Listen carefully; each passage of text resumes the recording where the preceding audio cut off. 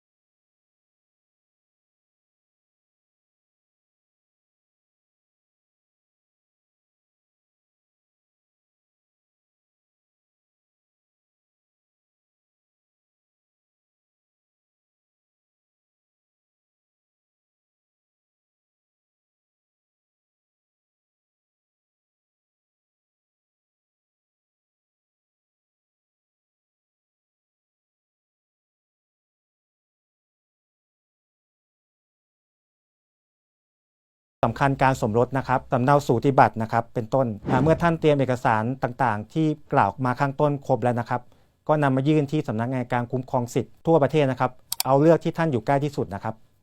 ทางอัยการก็จะดำเนินการยื่นคำร้องให้ศาลมีคำสั่งเพื่อตั้งผู้ปกครองให้แก่ผู้เยาว์ต่อไปครับ